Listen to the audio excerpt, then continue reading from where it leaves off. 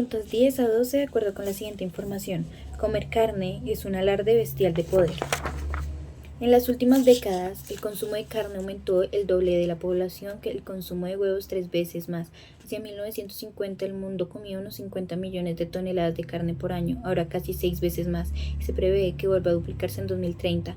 La ganadería ya usa el 80% de la superficie agrícola del mundo, el 40% de la producción mundial de cereales, el 10% del agua del planeta. La carne es fuerte, la carne es la metáfora perfecta de la desigualdad, pero el momento de la carne puede estar terminando. Lester Brown, pionero ecológico, dice que cuando le preguntan cuánta gente puede alimentar nuestro planeta, él pregunta a su vez que con qué dieta. Si todos comiéramos como los estadounidenses, que tragan entre 800 y 1000 kilos de granos al año por persona, sobre todo a través de las carnes que esos granos produjeron, la cosecha mundial de cereales podría aumentar a unos 2.500 millones de personas. Si todos comiéramos como los italianos, que consumen 2 veces menos carnes, unos 400 kilos de cereales por año, se podrían alimentar a 5.000 millones de personas. Si todos comiéramos el régimen vegetariano de los indios, podríamos alimentar a 10.000 millones de personas. La carne es estandarte y es proclama. El mundo solo se puede usar así si lo usamos unos pocos. El mundo no funciona si todos quieren usarlo por igual. Las exclusiones, una condición necesaria y nunca suficiente, pero en la India mayoría de vegetarianos se cree que lo elige. Los indios consumen 5 kilos de carne por año y por persona 5 kilos, 10 veces menos que los chinos. Se cree que lo eligen, son milagros de las ideologías. Pregunta número 10. ¿Qué significa la frase en la India la mayoría de vegetarianos se cree que lo elige? A. La mayoría de la población de la India es vegetariana porque está convencida de su elección. La respuesta correcta es la A, porque el texto claramente lo afirma en el tercer renglón de abajo hacia arriba, y es un párrafo que es concluyente. Pregunta número 11. ¿En cuál de los siguientes países se consume anualmente entre 800 y 1000 kilos de cereales por persona? B. Estados Unidos. La respuesta correcta es la B, porque aparece claramente en el texto, en el tercer párrafo, en el tercer renglón. Responde las pregunta número 12. ¿Cuál de las siguientes oraciones presenta la tesis central del texto? D. La carne es la metáfora perfecta para la desigualdad. La respuesta correcta es la D, porque a partir de esa frase es que empiezan a describir en el texto porque en el mundo hay desigualdad a raíz de la carne. Responda a las preguntas 13 y 14 de acuerdo con la siguiente información. Leibniz, un filósofo alemán en el siglo XVII, se preguntó por qué hay algo en lugar de nada, es decir, cuál es la causa de que el universo exista. Al fin y al cabo, y como decía Woody Allen, nada interna no está mal si lleva ropa adecuada. Las respuestas de Leibniz era la usual en su época. Hay algo porque Dios lo creó y Dios se creó a sí mismo, aunque se trata de una explicación que deja el asunto relativamente zanjado. No es excesivamente popular hoy en día, pues en realidad no responde a la pregunta, ya que seguimos sin saber por qué Dios es como es, y no de otra forma. Demos un repaso rápido a otras respuestas a esta pregunta. Una de las teorías candidatas para aclarar cómo se pasó de la nada al Big Bang sería la de la fluctuación cuántica, que apunta que el vacío es inestable y permite la formación de pequeñas burbujas de espacio-tiempo. Sin embargo, como explica el físico Steven Weinberg, una respuesta de este tipo no acabaría de solucionar el problema. Las leyes de la naturaleza podrían determinar que debe existir algo y que la nada no es posible, pero aún quedaría por explicar por qué estas leyes son así y no de cualquier otra forma. Por otro lado, esta teoría que vimos una simulación virtual, como sugiere el filósofo Nick Bostrom, su argumento se basa en la premisa de que la conciencia y lo que percibimos se puede simular por computador, por lo que sería más probable que vivamos en una simulación que en un mundo real. Esta teoría tampoco responde a la pregunta de Leibniz. Imaginemos que vimos una simulación creada por un estudiante extraterrestre para su trabajo de fin de curso.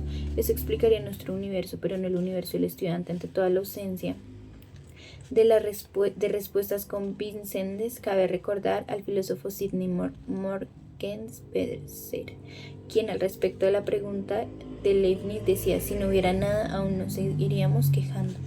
Pregunta número 13. Considere el siguiente fragmento del texto.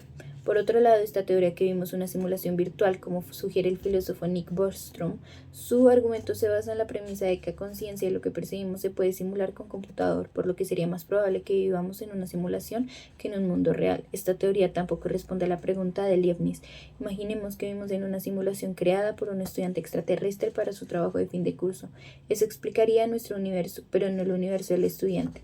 ¿Qué estrategias usa el autor para mostrar que la teoría de la simulación no responde a la pregunta de Leibniz? C. Primero, el autor nos pide que supongamos que la teoría es cierta, luego señala que aún así la teoría fuese cierta, solo explicaría por qué existe la realidad virtual, pero no por qué existe el universo en general. La respuesta correcta es la C. La respuesta correcta es la C. Aunque efectivamente se habla de la teoría de la realidad virtual, no es concluyente. La B habla de que el autor formuló la teoría, cosa que no es cierta, y la D tampoco de una idea concluyente. Pregunta número 14. Al final del texto, el autor concluye lo siguiente: ante toda ausencia de respuesta convincente, cabe recordar al filósofo Sidney Morgenstern, quien al respecto de la pregunta de Leibniz decía: si no hubiese nada, aún nos seguiríamos quejando. Esta conclusión es una fuerte, pues el autor realiza una deducción a partir del fracaso de las tres respuestas a la pregunta de por qué existe algo en un lugar de la nada. En un lugar de nada. La conclusión, la respuesta correcta es la conclusión no es débil, porque además en este texto concluyente no habla específicamente de la teoría de Leibniz, y no es fuerte porque son tres posibles respuestas de muchas que pueden haber. Y es fuerte porque hay muchas. Pregunta número 15. Se puede observar un texto no continuo, un texto discontinuo que habla.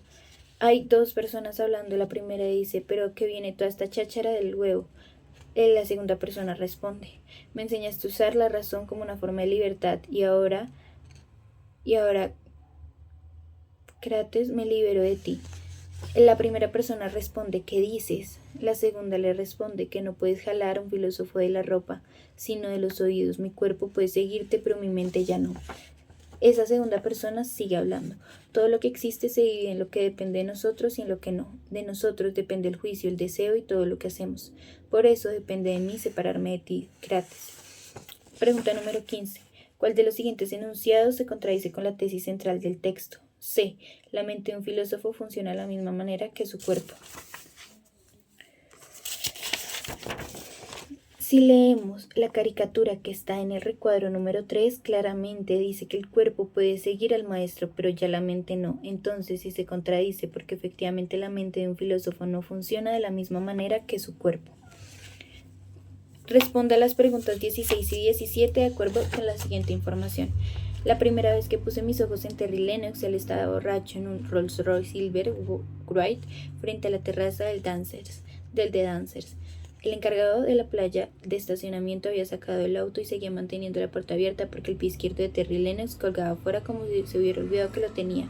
El rostro de Terry Lennox era juvenil, pero su cabello blanco como la nieve y por sus ojos se podría ver que había hecho cirugía estética hasta la raíz de los cabellos, pero por lo demás se parecía a cualquier joven simpático en traje de etiqueta, que ha gastado demasiado dinero en uno de esos establecimientos que solo existen con ese fin y para ningún otro. Junto a él había una muchacha.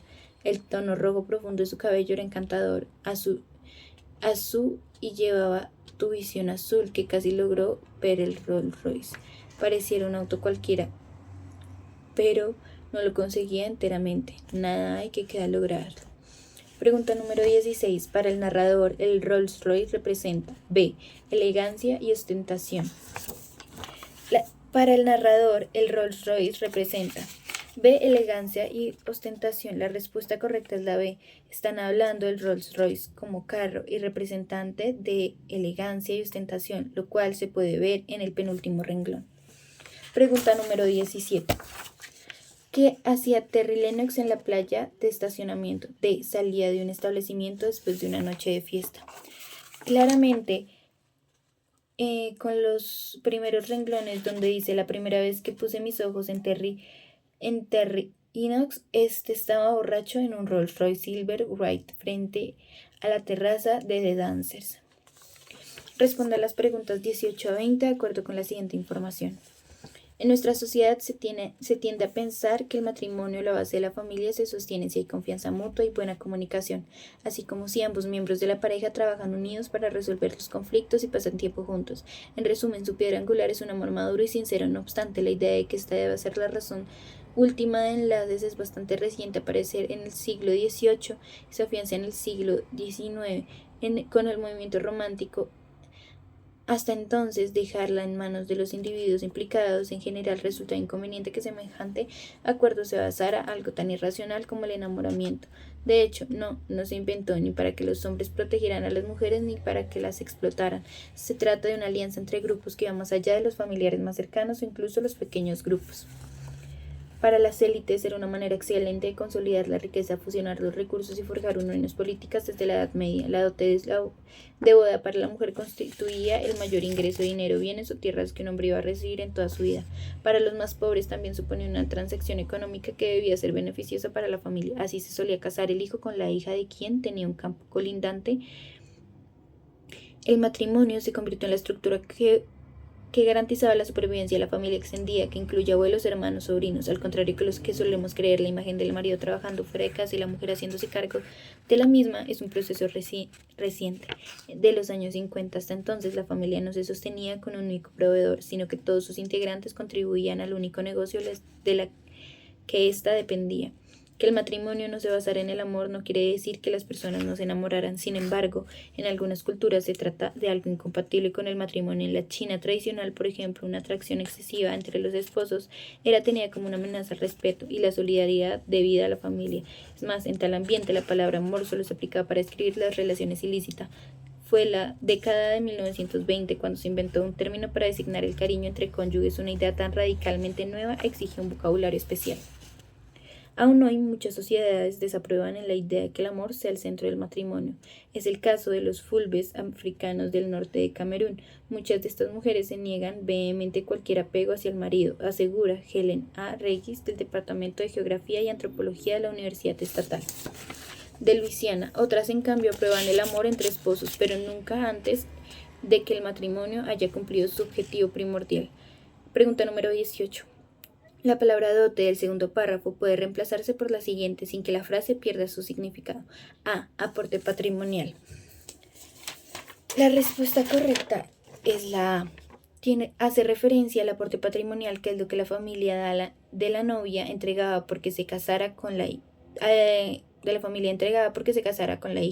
No es una ceremonia, no son los ahorros de la esposa. Pregunta número 19. ¿Cuál de los siguientes ejemplos ilustra la idea de la familia como una institución política y económica? A. La dote de boda de la mujer que se practicaba en la Edad Media. La dote de la boda de la mujer se practicaba en la Edad Media. Es una institución política porque generalmente se unían familias vecinas para que existiera más tierra entre ellos y la medida que tenían más tierra, pues tenían más poder económico. Número 20. El tercer párrafo del texto. C. Demuestra que el enamoramiento entre esposos era una amenaza al respeto y a la solidaridad de la familia en China. La respuesta correcta es la C, porque en el tercer párrafo, en el renglón número 3, dice que era tenido como una amenaza al respeto y solidaridad de la vida a la familia.